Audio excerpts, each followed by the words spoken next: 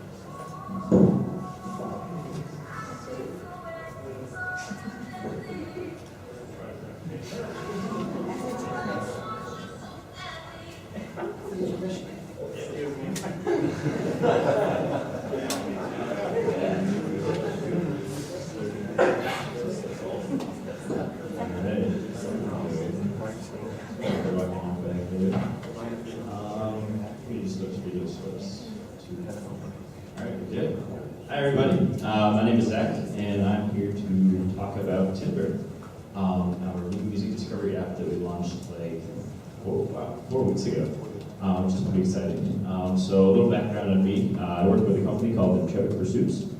We do iOS and Android consulting. We're like a 22-person dev shop. We Boston born, we're right in Kendall. And so right now we have probably 80% of our time spent doing client work. And then we're actually starting to develop some internal products. And so our first product that we are pretty proud of is called Timbre. So we need to jump right into it. So how many people here have an iPhone? All right, everyone pull out your iPhones right now. Go to the App Store. Timbre, and download it so you can follow along. So yeah, that's probably the best way to get user acquisition, by the way. So what is Timbre? Timbre basically was a solution to a problem. Everyone in here obviously likes music. If you don't, the door is right over there.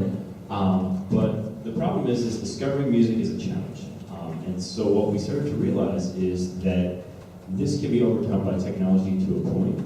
However, the current solutions weren't exactly reaching where we thought. So we went to the Boston Innovation Challenge at the Harvard iLab, which was awesome. And so we entered into a competition where the theme was connecting disconnected communities. So what we did is we created this little app, and so let me show it to you. So what it does is it finds your location, yes, and suddenly you are whisked away, as long as the internet works, great. And suddenly you have this giant list of all these bands playing in your area. So these are all the bands playing within 10 miles of us in Boston right now. And you have everyone from the very small bands, you have the back alley kind of bar scene, up until I saw Ben Harper on here the other day. I saw Dave Matthews Band, and so it's kind of a very comprehensive list. So what you can do is you can jump on in, and right away, great, you can start listening to their music. So you can decide very quickly, these guys are terrible, or these guys are the best band I've ever heard in my entire life. So if you don't like them, you can swipe on to the next one. If the song's not available, obviously there's nothing to do that. And so say that you're like, oh, a great big pile of leads. I would love to go see this show. You can jump on in, you can buy a ticket right through the app. And right now we have this loading a mobile web page, so if there's a ticket provider available, you can jump on in, you can say, all right, I'm going to buy my ticket, push right through. You can share it on Facebook and Twitter, which I actually like this band, so we're going to tweet about it right here. So there we go. Pops up with your tweet, says this is where it is, I can't wait to go see it. You can type in a little message, can't wait. Exclamation point, exclamation point, exclamation point. And you send it out. And what it does is that we have a little short link in there that allows other users to jump on in. They can listen to the music and buy a ticket as well. And so this is kind of a very fast and easy way to discover local music based on location.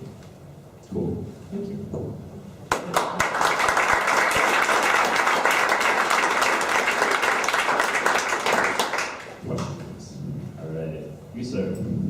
What technologies did you use to develop the app? Okay, so we have two APIs that we utilize right now. Jambase, which is a giant concert provider. They have like 65,000 venues, over 60,000 artists represented. And basically they can provide us with concert and band data. And all we have to do is cross-reference that with iTunes, and basically we search for the band name. And if there's a string match, then we can pull up their free 30-second song samples. And hopefully we will integrate this soon with Spotify and Rdio so that you'll actually have full song playback. Right now it's only 30-second clips, but it was the least barrier of entry for us to kind of launch this because you don't have to have a premium subscription. It's just you open the app and you're ready to go. So yeah, please sir. How are you dealing with copyright issues? We have none at this point. iTunes totally loves the idea that we are using their API to play music, so there's no issue on that end, and we aren't monetizing from ticket sales or anything at this point, so it kind of, there's no way people could really get mad at us. We're just kind of helping smaller artists get noticed, and it's usually only when larger artists are angry that you're making money off of them, without them making money off of them, that it turns into an issue. So yes. So what's next for this site? Okay, so we have launched this in North America. Like I said, we've been out for less than a month.